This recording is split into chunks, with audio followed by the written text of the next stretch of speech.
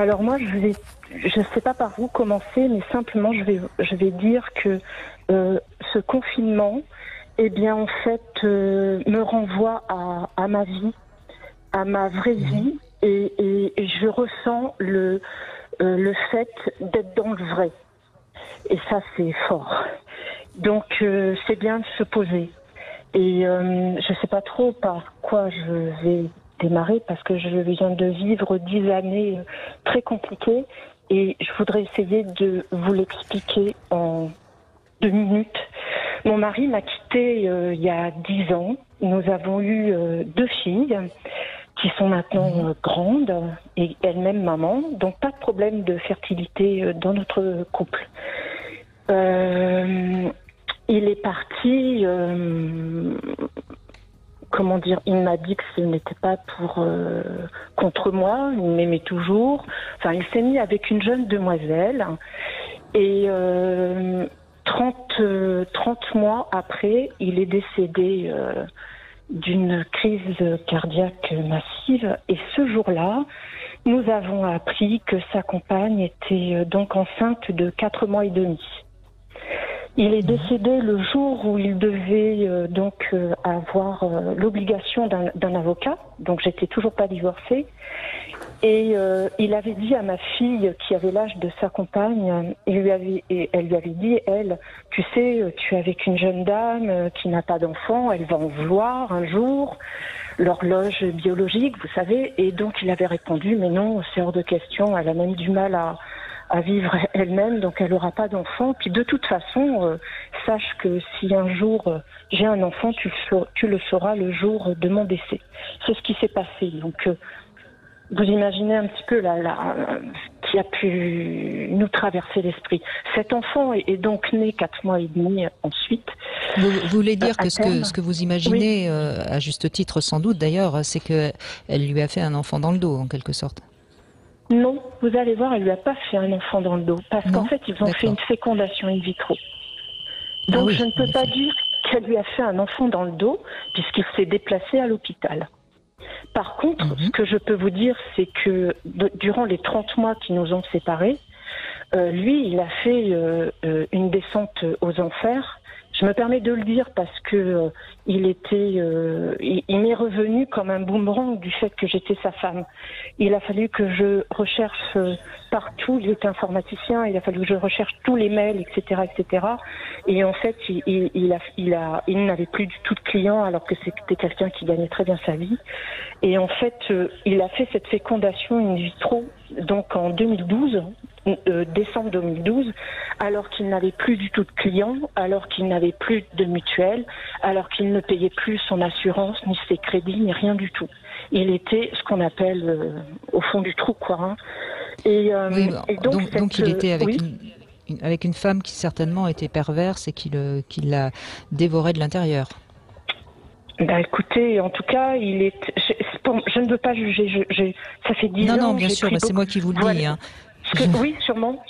Alors, c'est une femme qui, encore une fois, je ne juge pas cette personne parce que je ne la connais pas. Je fais simplement un constat. C'est une femme qui était homosexuelle, qui donc a rencontré mon époux, qui a sûrement eu ce côté effectivement pervers, tout ce que vous voulez. Je ne sais pas. Le tout, c'est que de toute façon, donc il y a eu une fécondation in vitro qui a été faite. Je sais que mon époux, je sais ce qu'il pensait de ça, dans le sens où il disait que il savait que ça marchait pas forcément au premier coup. Il disait aussi très souvent que, et là encore, ça fait 7 ans, et les choses ont énormément évolué. Mon époux est décédé donc à 53 ans, et il disait bien avant qu'en fait c'était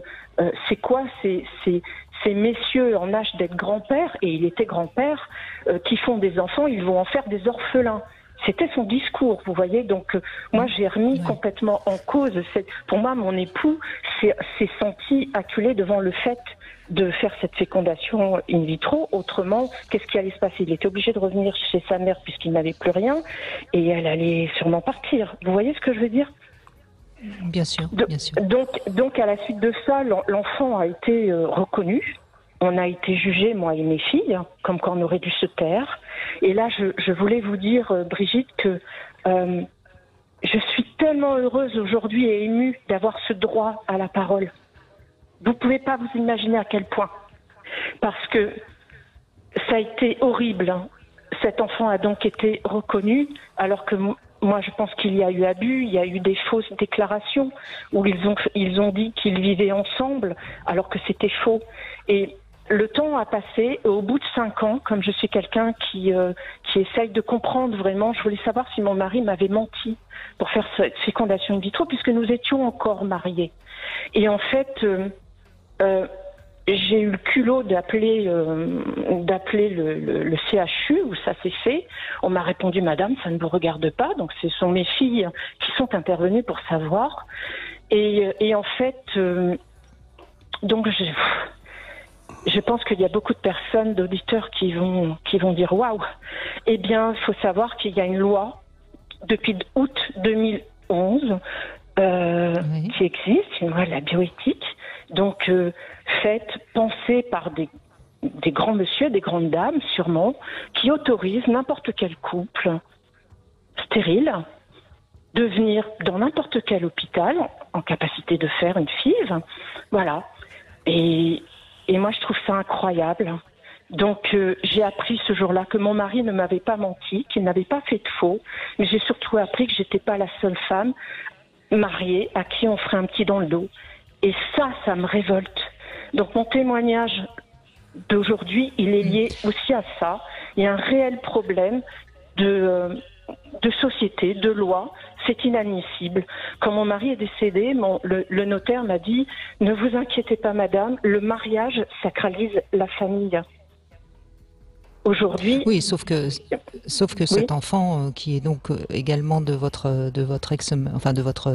ex-mari. C'est dur de trouver le terme. Oui. Oui, je sais bien. Il sera de tout. Enfin, je ne sais pas quelles étaient vos conditions quand votre mari est mort, mais de toute façon, il sera héritier aussi puisqu'il a été reconnu. Patricia, vous restez avec nous et on va donner la parole également à Christian Jamin et on va évoquer cette loi d'août 2011 qui laisse finalement n'importe qui sans être forcément en couple aller faire une FIV. Est-ce que c'est... Enfin bon, moi je suis assez d'accord avec vous. J'ai peut-être... je suis pas une grande moraliste sur les questions sexuelles, mais sur les questions de la famille, je suis finalement peut-être un peu plus morale que beaucoup d'entre vous. Et en effet, cette loi donc, de août 2011 autorise n'importe quel couple, qui soit marié ou pas, pacsé ou pas, fidèle ou pas, d'aller faire une FIV.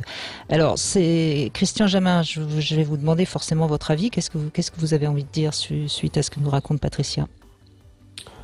Bon, alors comme je l'ai dit, je ne suis pas un spécialiste de la fécondation in vitro, mais tout ce que je sais, moi, à travers les couples que je vois, c'est que aujourd'hui la définition de couple est très très compliquée puisque n'importe qui peut en allant effectivement faire une demande de fécondation in vitro dire qu'ils sont un couple sans que ce soit appuyé ni par le moindre contrat ni même par le moindre témoignage de la vie commune, puisque jusqu'à présent, il fallait être en concubinage notoire, et cette notion n'est plus réellement. Donc, effectivement, on ne sait plus très bien ce qu'est un couple, et on peut penser qu'un homme qui décide d'aller faire une fécondation in vitro, c'est qu'il décrète qu'il est en couple avec une femme. Et effectivement, là, dans le cas particulier... il était dans un couple, mais pas celui-là. Oui, mais c'est encore une fois qu'une question de morale. Alors, morale. Moi, ce que je voudrais dire, Patricia, c'est que je comprends votre douleur, parce que d'une part, quand même, vous devenez veuve, donc c'est quand même, j'imagine, douloureux de perdre votre mari, même s'il vous avait quitté. Et je dirais même que ça renforce la rupture, parce que c'est un contre-coup, c'est un double effet boomerang, en quelque sorte. On ne peut même pas vivre le veuvage du fait que dans l'entourage, on se dit, voilà, donc double peine. Hein. C'est ça. Et à la limite, on va vous dire, ben oui, bien fait pour lui, il n'a pas de quitter. Enfin, des conneries comme ça. Ouais, en plus, vous découvrez que, oui, j'imagine bien. En plus, vous découvrez que vous avez cette femme qui vous l'a pris, qui se retrouve avec un futur enfant de votre mari. Enfin, tout ça, j'imagine bien qu'il a fallu. C'est un drame. Et pour mes enfants, pour mes filles également. C'est immoral. Franchement. On a vécu quelque chose qu'on n'arrivait pas à saisir, on n'arrivait pas à mettre de mots dessus, une incompréhension totale. Oui, mais je l'entends bien. Et moi, ce que je voudrais dire, c'est ça qui me gêne par rapport à justement à ces lois de bioéthique. Sur le plan éthique, ce qui me gêne toujours, c'est que quelque part, pour le bon droit des parents d'avoir des enfants, on oublie un petit peu le droit de l'enfant, quoi. Je ne sais pas ce que devient cet enfant, mais je suis pas sûre qu'il soit dans les meilleures conditions pour devenir un adulte. Comme disait son père, j'ai du mal à le dire parce que je pense que c'est son père quand même. Eh bien, on a du mal à s'imaginer qu'il se soit trompé dans l'éprouvette. C'est une catastrophe. En tout cas, nous, on est prêts, à l'accueillir. Cet enfant, si un jour il souhaite rencontrer ses sœurs, ça se fera. Je vous dis, on a pris beaucoup de recul. Moi, je remercierai jamais suffisamment mon psy, qui m'a aidé à grandir, qui m'a aidé à accepter, qui m'a aidé à prendre du recul, à ne pas du tout avoir de colère. Et franchement, c'est bien. Je vous disais aujourd'hui, je suis dans le vrai et je sais que je suis dans le vrai. Par contre, le soi-disant droit à l'enfant, je peux pas l'entendre. Parallèlement, je suis directrice d'une crèche.